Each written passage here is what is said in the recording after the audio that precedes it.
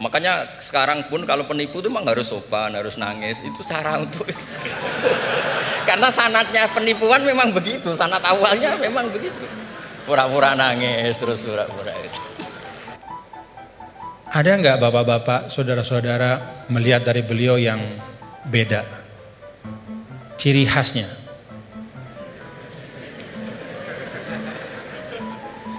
Ciri khasnya beliau itu gini. Tapi hari ini ikroman li rektor, jadi rambut nggak kelihatan beliau. Jadi saya lagi mikir-mikir ini naruh topi begini tuh ada sanatnya nggak beliau? Kita mau tahu dari beliau ya. Apa yang beliau sampaikan itu menegaskan ungkapan wa'tul buyuta min abwabiha. Masuklah ke rumah melalui pintunya. Kalau kita ingin belajar Al-Quran itu ada jalannya, ada pintunya. Tadi beliau sudah sampaikan ada tafsir Al-Quran bil Quran, ada riwayat, kumpulan riwayat ya. Bahkan Al-Quran juga menegaskan sebagian satu sama lain itu saling memperkuat, saling membantu. Jadi kalau kita misalnya bertanya-tanya, "Waman a'rada an dzikri fa inna lahu ma'isyatan dhanka wa nahsyuruhu yaumal qiyamati a'ma." Kata zikri itu maksudnya apa gitu? Karena kata zikr itu kan dalam Al-Quran luas ya. Apakah zikr itu adalah zikrullah, subhanallah, alhamdulillah, wa la ilaha illallah. Sehingga ayat itu artinya siapa saja yang berpaling dari mengingat Allah, maka hidupnya akan menjadi sempit, akan sumpek, akan resah. Atau zikri di situ maknanya adalah Al-Quran ya. Sehingga artinya adalah barang siapa yang memalingkan dirinya dari pesan-pesan Al-Quran, maka hidupnya akan disorientasi. Bagaimana kita mengambil pilihan di antara dua makna? Nah kita lihat. Qala rabbi lima hasyaratini amma wa qad kuntu basira qala kadzalika atatka ayatuna fanasitaha wa kadzalikal yauma tunsa. Lalu orang itu mengatakan di akhirat, "Ya Allah, bagaimana mungkin kok saya dibangkitkan dalam keadaan buta padahal di dunia saya melihat." Kemudian Allah mengatakan, "Qala kadzalika," itu balasan yang setimpal, "atatka ayatuna fanasitaha." Telah datang kepadamu ayat-ayat kami lalu kau lupakan. Nah, dari ayat ini maka ulama menafsirkan kata zikri, oh yang dimaksudkan dengan zikri itu adalah ayatuna, yaitu Al-Quran. Nah ini yang disebut dengan Al-Quran yufassiru ba'duhu ba'duhu, dia saling menafsirkan. Baik itu penafsirannya datang segera setelahnya, ataupun di ayat-ayat yang lain seperti yang Al-Mukarram Kiai Haji Bahauddin sampaikan. Ada yang di bagian yang lain, baik itu secara nas, secara sharih ataupun secara dilalah, secara tunjukkan isyarat. Ketika misalnya Nabi Adam alaihissalam, Allah Ta'ala sampaikan apa? Fatalaqa Adam min rabbih kalimat. Allah Ta'ala memberikan Adam menerima dari Tuhannya kalimat. Fataba alaih. Dengan sebab kalimat yang dia ucapkan itu Allah ampuni dosanya, kekeliruannya. Apa kalimat itu? Oh ada di ayat yang lain. Rabbana zalamna anfusana wa illam taghfir lana wa tarhamna lanakunanna minal khasirin. Itu pintu memahami Al-Quran. Tadi Gus Bah bilang sampaikan ada pintunya. Baik itu pintunya adalah riwayat-riwayat dari Al-Quran, dari hadis juga beliau sampaikan tadi. Al-Quran gak dibiarkan sendiri oleh Rasul, tapi didatangkan hadis untuk menyempurnakan. Bahkan ketika dulu ada orang ya, yang mengatakan ini bukan zaman sekarang, zaman dulu sekali. Ba'das sahabah, zaman tabi'it tabi'in. Saya lupa, mungkin Gus Bah yang ingat riwayatnya secara persis. Ada yang datang kalau tidak salah kepada Al-A'mash, seorang imam besar namanya Al-A'mash. Lalu orang itu mengatakan, "Ya Imam, kenapa kita capek-capek Anda ajak kami untuk baca hadis? Kenapa Anda ajak kami untuk mendiskusikan hadis panjang-panjang? Bukankah sudah ada Al-Quran di tengah-tengah kita? Ngapain lagi?" Apa kata Amash? "Ya ahmaq, Pak, atajidu, apakah kamu temukan dalam Al-Quran itu ada sholat 5 waktu secara terperinci?" Gak ada. Nabilah yang menegakkan amanah untuk menjelaskan. Sholat 5 waktu itu kayak apa, banyak rakaatnya seperti apa, waktunya gimana, kaifiyatnya seperti apa. Bahkan sebelum sholatnya pun Nabi ajarkan isbagul wudunya kayak apa. Bahkan tidak hanya yang wajib-wajib dalam wudu, madmadah istinsyaknya pun, kumur-kumurnya masukin air ke hidung, semua diajarkan sama Nabi. Maka A'mash mengatakan dari sisi ini Al-Quran lebih butuh kepada hadis daripada hadis kepada Al-Quran. Dari sisi bahwa hadis itu menguraikan, menjelaskan dan menyempurnakan, menambahkan, melengkapi bahkan yang tidak ada di Al-Quran. Nah, itu pintu memahami Al-Quran. Karena itu tidak boleh dan tidak ada istilahnya namanya ahlul Quran dalam makna bahwa hanya mau Quran saja, nggak mau tahu apa kata hadis. Itu nggak ada istilah dalam Islam. Ilmu yang muktabar selalu Al-Quran bersama dengan hadis Rasulullah SAW. Lalu yang kedua pintunya apa? Ya asbabun nuzul. Tadi juga disinggung selintas oleh guru kita bahwa ada sebab-sebab dari turunnya Al-Quran, ayat-ayat Al-Quran. Yang kalau sebab ini nggak difahami, bisa saja ya dalam beberapa kasus orang salah faham. Dan itu kejadian. Kejadiannya bahkan sekali lagi bukan hari ini, bukan kemarin, tapi dulu pada masa orang-orangnya itu masih berhimpitan, berdempetan dengan Rasulullah SAW. Ada seorang sahabat didatangkan, kalau tidak salah pada masa Sayyidina Umar bin Al-Khattab radhiyallahu anhu. Lalu dia ditanya, kenapa kok kamu minum minuman keras gitu kan? Dia mengatakan, loh kan saya ini orang beriman, saya kan orang bertakwa. Kan di Al-Quran tuh ada, laisa 'alal ladzina amanu wa 'amilus solihati junahum fima ta'imu idza mattaqaw wa amanu ila akhir ayat. Enggak masalah kalau sudah beriman bertakwa makan minum apapun. Begitu. Kalau ini secara harfiah kita baca ayat itu. Lalu karena dia baca ayat itu saja, dia beranggapan, oh berarti makan minum udah bebas karena sudah beriman bertakwa. Nah saat itulah kemudian diluruskan bahwa ayat ini sabab nuzulnya adalah ketika ada sebagian sahabat yang datang kepada Rasulullah SAW dan bertanya, ya Rasulullah, ada teman-teman kita yang sudah meninggal, mereka syuhada pada saat perang-perang, mereka mati syahid, mereka meninggal sebelum turunnya ayat yang mengharamkan khamr. Bagaimana nasib mereka ya Rasulullah? Padahal mereka meninggal dalam keadaan masih minum khamr. Jadi meninggal ya masih minum karena memang belum turun pengharaman. Maka turunlah ayat ini menjelaskan. Oh, kalau memang orang nggak tahu, belum ada taklif kepada dia, nggak dosa. Nah, sebagian ulama kemudian menarik ayat ini juga ke masa sekarang. Ya, kalau misalnya ada di tempat-tempat tertentu, misalnya ada katakanlah dakwah Islam masuk ke suatu negara, misalnya, lalu para dai itu menyampaikan tentang tauhid, menyampaikan tentang rukun iman. Baru disampaikan tentang rukun iman, rukun Islam, kemudian orang itu dia bersyahadat, dia baru sholat, lalu dia meninggal. Dalam keadaan dia masih minum khamr. Pada saat belum dijelaskan oleh dai itu bahwa Islam mengharamkan khamr. Bagaimana hukumnya dia gitu? Dia masuk orang baik apa gimana? Oh enggak, berarti dia tidak terkena ya kepada kewajiban untuk menjauhkan diri dari khamr karena memang belum dijelaskan. Nah karena itu kita bapak-bapak saudara-saudara kita berlapang-lapang lah seperti yang guru kita sering sampaikan, kita berlapang. Jangankan pada masa sekarang, pada masa dulu saja ketika masa Imam Ghazali. Apa kata Imam Ghazali? Ini tentang dakwah. Kata Imam Ghazali, menurut saya ya, Ahlur Rum ya, orang-orang yang ada di daerah-daerah yang berjauhan, jauh dari pusat Islam. Dan karena itu dia tidak dapat pesan Islam. Dia nggak ngerti Islam itu apa. Atau Islam itu sampai tapi fi wajhin musyawash. Bentuknya udah nggak benar. Ya. Disinformasi tentang Islam. Maka kata Imam Ghazali, orang itu menurut saya hukum mereka adalah sama seperti hukum ahlul fatrah.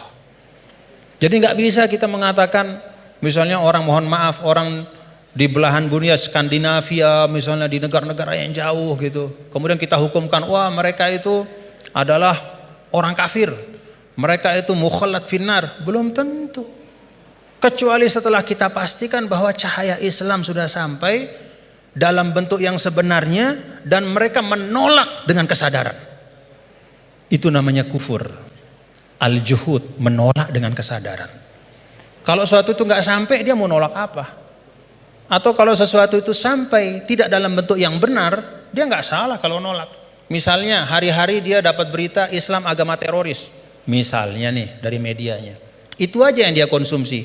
Kita nggak punya dai ke sana karena nggak ada kita yang menguasai bahasa Skandinavia misalnya, nggak ada yang ngerti bahasa Finland, maka kita nggak pergi ke sana. Kita di sini saja di Indonesia, lalu kita hukumkan orang di sana di mana-mana hanya karena dia tidak la ilaha illallah Muhammadur Rasulullah berarti kafirun mukhalladun finnar. Enggak, belum tentu. Kata Imam Ghazali, bisa jadi itu ahlul fatrah. Nah, dengan itu maka kita lebih tenang di dalam berdakwah, tidak mendahulukan memvonis seseorang, sekelompok orang, tapi tausilud dakwah yang kita utamakan, menyampaikan itu yang diutamakan. Nah, tadi beliau menyampaikan itu tentang sabab nuzul. Dan yang ketiga yaitu ma'rifatul lughatil arabiyyah, itu pintu. Jadi pintunya itu yang pertama adalah riwayat-riwayat baik dalam Al-Qur'an, ayat-ayat Al-Qur'an maupun hadis, kemudian juga ijma' sahabat. Yang kedua adalah sabab nuzul kita faham. Dan yang ketiga itu mengerti ya masalikul Arab, ya bagaimana cara orang Arab bicara, karena itu juga sangat mewarnai bagaimana Allah Ta'ala ya menurunkan kitab suci Al-Qur'annya. Dan alhamdulillah bapak-bapak, saudara-saudara, kalau kita ada ketekunan, ya ini teman-teman semua ya, kalau ada ketekunan ya seperti sekarang kita bisa menikmati ya. Kalau dulu misalnya apa yang disampaikan oleh Gus Baha itu hanya bisa dinikmati oleh para santri ya, di pesantren-pesantren, itu pun dalam halakoh-halakoh yang terbatas. Tapi alhamdulillah berkat UII ngaji bareng kita bisa menikmati hari ini mutiara-mutiara dan keindahan Al-Quran. Alhamdulillah. Saya balikin lagi kepada Gus Baha sebagai Sohibul Bait.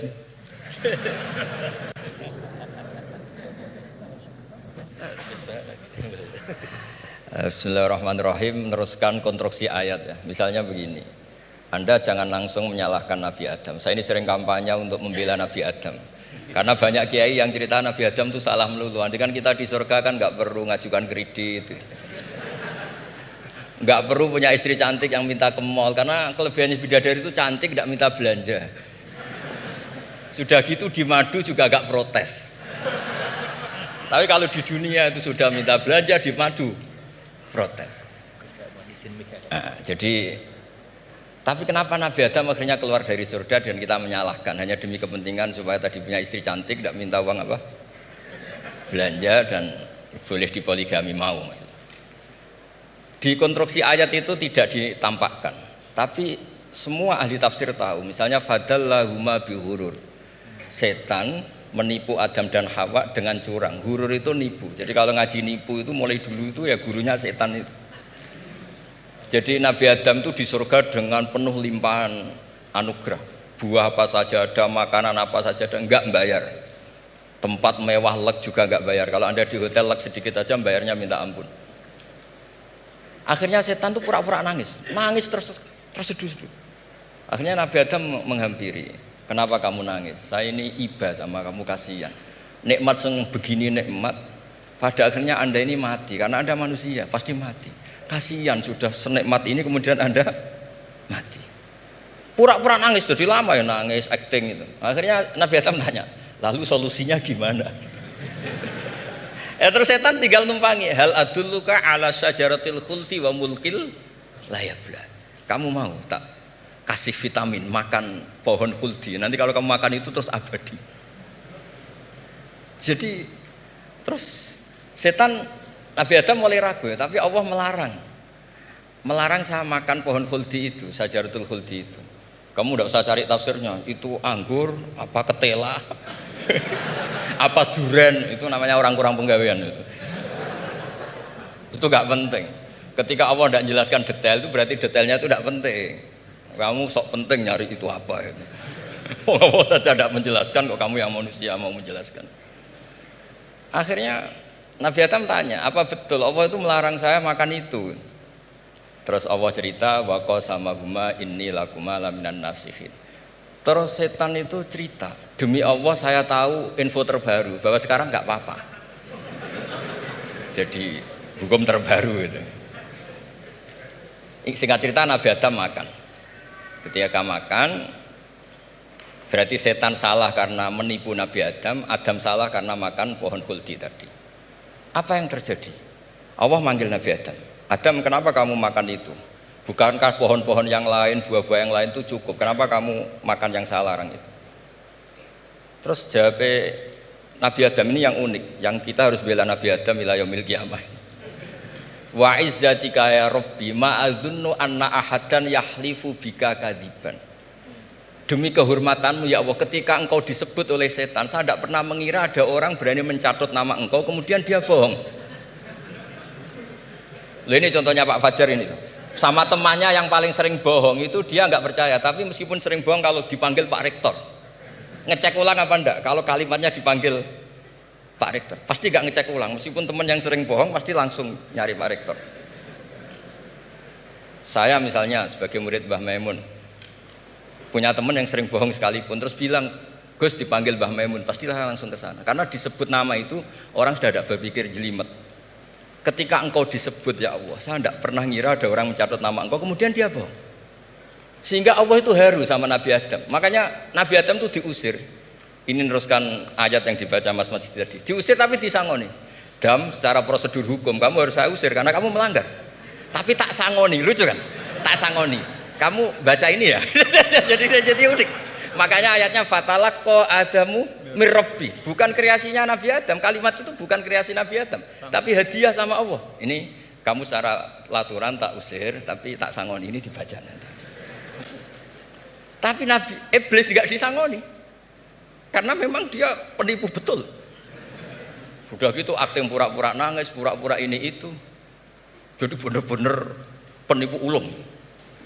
Makanya sekarang pun kalau penipu itu memang harus sopan, harus nangis, itu cara untuk itu. Karena sanatnya penipuan memang begitu, sanat awalnya memang begitu. Pura-pura nangis, terus pura-pura itu.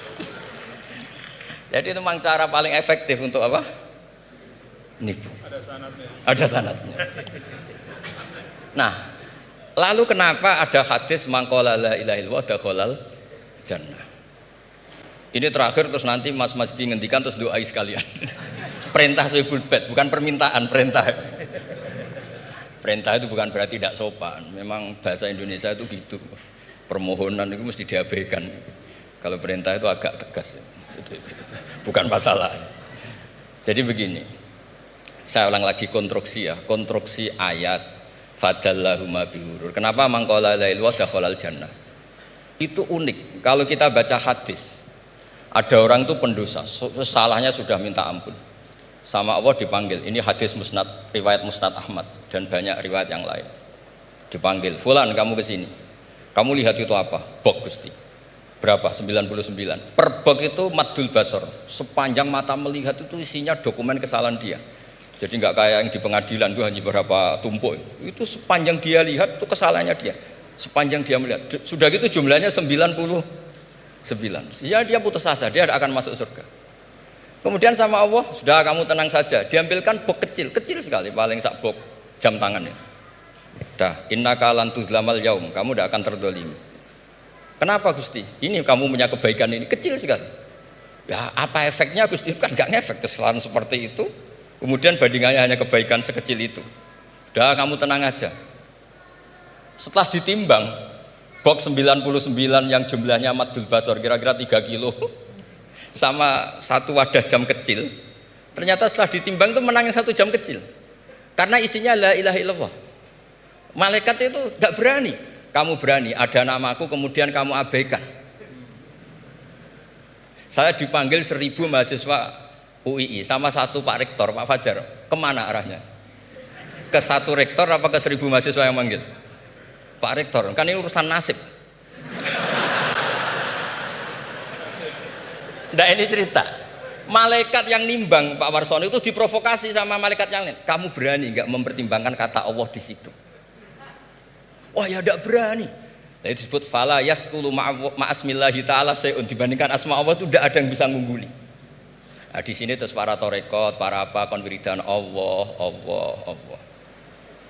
Tapi karena kita ini sekarang sudah tidak ngaji malah tanya, gunanya apa sih muni Allah Allah? Lu nyebut pangerane orang-orang gunanya. Oh ini sedang nyebut Tuhannya, kok kamu tanya gunanya apa? Kamu tak kasih uang aja tidak pernah tanya gunanya uang ini apa? Pas dijak wiridan tanya, gunanya apa sih? Oh dasar orang aneh.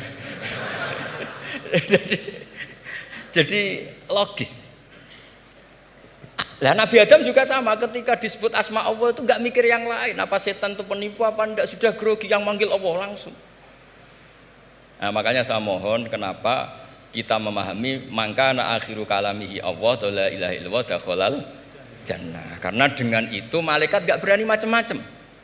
Jadi nanti kalau Anda ketemu malaikat tukang hisab, ayo silakan abaikan nama Allah. Kalau kamu berani berarti tidak malaikatnya Allah. Masa namanya Allah gak dipertimbangkan?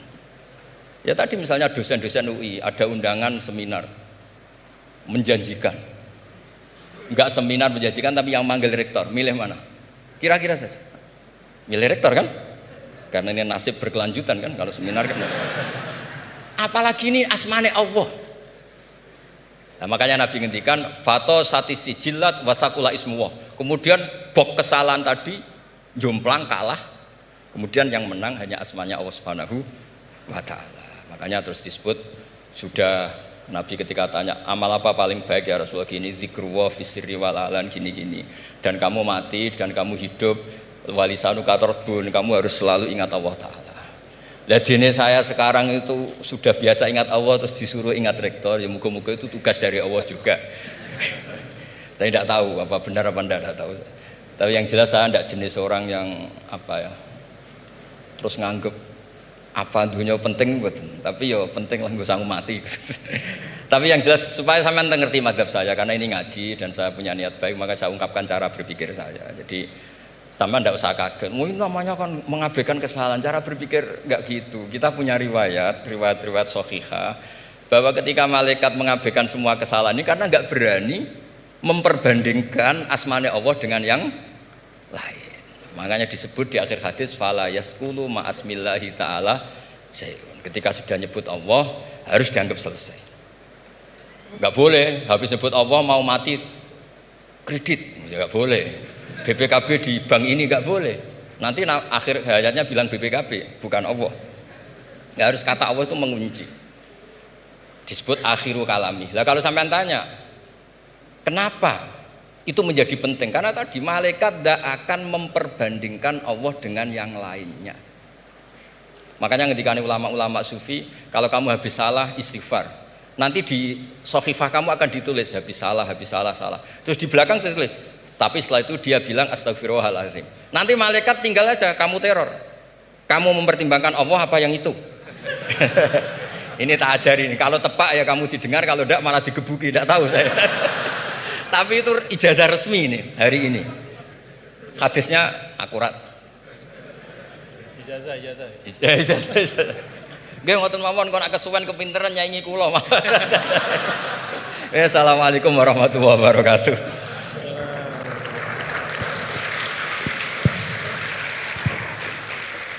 Terima kasih karena saya diminta untuk mengakhiri, ya saya ingin menyampaikan dua hal saja. Pertama, saya garis bawahi yang beliau sampaikan baru, bahwa kalau Allah tidak berepot-repot ya dan tidak mendetil-detilkan sesuatu, ya berarti itu tidak terlalu perlulah ya. Jadi jangan kita sok merepot-repotkan diri ya mendetil-detilkan sesuatu yang Allah Ta'ala justru tidak detilkan. Nah artinya apa? Ya memang letakkan sesuatu pada tempatnya, dan itu menurut saya juga yang sering beliau sampaikan ya, bahwa dengan meletakkan sesuatu pada tempatnya itulah menjadi asas kebahagiaan. Ya, jadi kalau kita tahu menempatkan sesuatu pada tempatnya, ya kita akan lapang-lapang saja ya, menyikapi nikmat, musibah dan segala macam. Nah, kalau kita lihat nih, pertanyaannya apa sih yang dipentingkan oleh Allah dalam Al-Quran? Ya, kalau kita lihat, ya tentu Allah Ta'ala yang maha tahu apa-apa yang paling penting, yang paling utama, ya pokok-pokok akidah, kemudian pokok-pokok ritual ibadah. Tapi kalau kita menggunakan pendekatan kuantitatif ya, Salah satu yang sangat dipentingkan oleh Allah dalam Al-Quran adalah ranah muamalah. Jadi ranah muamalah itu luar biasa dipentingkan oleh Allah dalam Al-Quran. Ya kalau kita lihat misalnya dari sisi panjang pendeknya ayat saja, 282 Al-Baqarah itu ayat paling panjang dalam Al-Quran adalah tentang transaksi hutang piutang. Ya itu muamalah. Dan salah kalau kita misalnya menanggapi atau mempersepsi bahwa urusan utang piutang itu urusan dunia belaka. Enggak. Ya buktinya Gus Bahak tadi nyampaikan beberapa hal tentang utang piutang dalam mengaji barang ini. Berarti sesuatu yang penting. Nah dalam ayat itu juga disampaikan di akhir ayat tentang hutang piutang itu apa? Wattaqullah wa yu'allimukumullah. Wattaqullah wa yu'allimukumullah. Jadi bahwa muamalahmu, transaksi keuanganmu, hutang piutangmu, hal ihwal tentang keuangan itu menyangkut takwa juga gitu. Itu menyangkut takwa juga. Itu bagian dari ekspresi bertakwa kita. Hutang yang benar, menulis dengan baik, membayarnya juga dengan baik, berhutangnya pun kalau memang betul-betul butuh dan seterusnya. Dan banyak lagi di dalam Al-Quran ayat tentang muamalah. Nah saya sering sampaikan ya, bapak-bapak saudara, kalau kita misalnya menggunakan pembagian yang walaupun kita bisa perdebatkan lah ya tentang validitasnya 100%, tapi ada pembagian yang sederhana oleh para ulama. Pertama, dalam Islam itu ada disebut dengan ruang akidah, ya. Yang kedua ruang ritual ibadah, dan yang ketiga adalah ruang muamalah. Semuanya itu tentu dalam makna semuanya hidup adalah ibadah, tapi kalau dibagi ruang akidah itu terkait dengan rukun-rukun iman kita, keyakinan-keyakinan pokok. Itu sifatnya tauqifi, nggak boleh dikreasikan. Jadi apa yang Allah Ta'ala sampaikan, yang berikan, ya seperti tadi disangoni Nabi Adam, fatalaqa Adam bil kalimatin fataba alaih. Ya Rabbana zalamna, ya itu sudah sangon dari Allah. Ya iman itu ya kayak begitu. Kita disangoni, diberikan, ditegaskan, dibatasi. Lalu ritual ibadah juga sama, sifatnya tauqifi. Nah pada saat muamalah itu sifatnya beda. Sifatnya itu ijtihadi ibada'i. Jadi sifatnya itu kita dikasih prinsip oleh Allah, ruang muamalah kehidupan ini, namanya sosial, politik, budaya, ekonomi, ya, kita diberikan prinsip, tetapi perinciannya itu diserahkan kepada kita. Bagaimana kita memprosesnya supaya bisa menghadirkan kemanfaatan dan kemaslahatan untuk semua, tanpa menghilangkan prinsip-prinsip itu. Nah jadi kalau kita dalam konteks misalnya yang beliau sampaikan tadi, ya semua hal-hal yang ada ini selain daripada akidah dan ritual ibadah itu kan muamalah. Maka prinsipnya adalah kita saling melengkapi gitu. Dan saling mengisi dalam kebaikan. Nah, kemudian yang kedua, yang terakhir, ulama juga mengatakan begini. Ketika kita belajar Al-Qur'an, maka kita juga belajar tentang lawazimul makna atau lawazimul faham. Ada satu kefahaman dari ayat. Nah, konsekuensi dari kefahaman itu apa?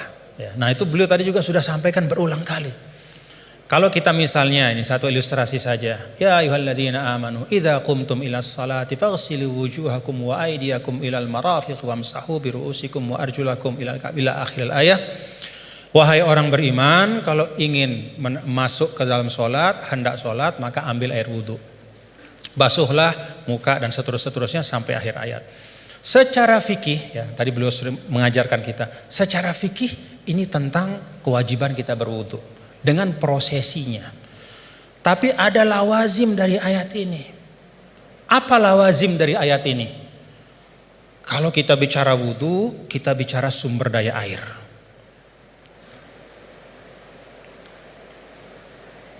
Kita bicara tentang wudu, kita bicara tentang ekosistem kehidupan. Gak ada wudu tanpa air. Kalau wudu tanpa air tayamum namanya. Gak ada wudu tanpa air. Maka apa arti lawazim dari ayat ini? Jaga sumber daya air itu. Kalau dalam konteks misalnya pasal 33 Undang-Undang Dasar 1945, apa kata sumber daya alam dan semua yang menyangkut hajat hidup orang banyak dikuasai oleh negara, itu juga bagian dari lawazim makna ayat ini. Dalam arti apa?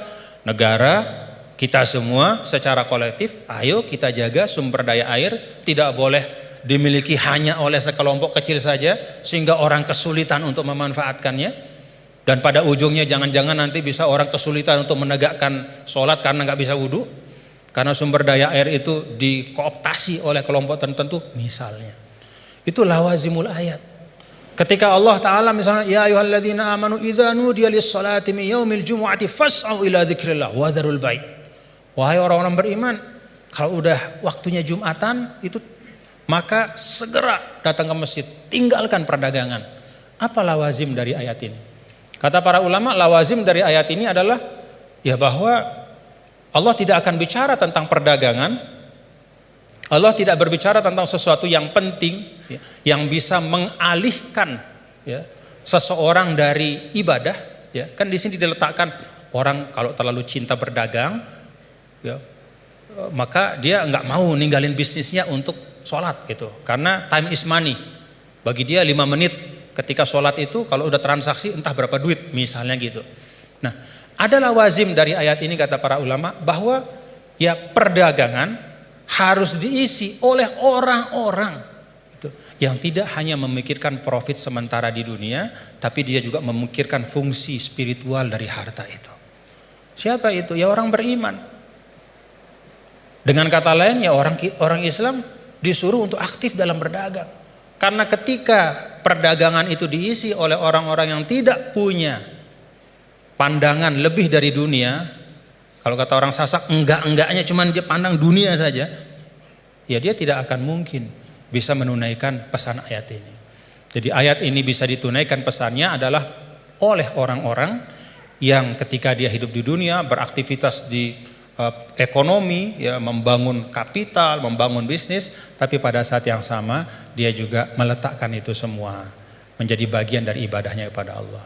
Jadi ayatnya tentang ibadah sholat Jumat, tapi pesannya di sana adalah isi ruang bisnis itu, ikhtiarkan supaya ruang-ruang ekonomi itu terisi oleh orang-orang yang ngerti bahwa dunia ini adalah jalan untuk mencari kebahagiaan yang lebih hakiki, itu di sisi Allah Ta'ala. Jadi itu 2 hal yang mungkin saya ambil dari beliau tadi. Kita pentingkan apa yang memang penting, dan yang kedua kita pahami ayat itu tidak hanya dari sisi teksnya, tapi dari konsekuensinya di dalam kehidupan kita. Terakhir bicara tentang sanad. Nah, saya ada satu hal, kalau saya pertama kali saya ketemu sama Gus Baha, ya, melihat beliau ya. Ada nggak bapak-bapak, saudara-saudara melihat dari beliau yang beda? Ciri khasnya.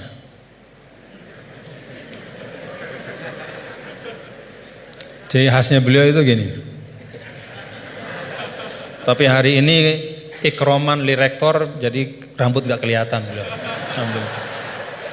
Nah, karena beliau ini adalah keturunan dari aulia, dari Lasem ya, dan salah seorang dari masyayikh di Lasem itu adalah sahabat dari kakek kami dulu, Mbah Maksum Lasem.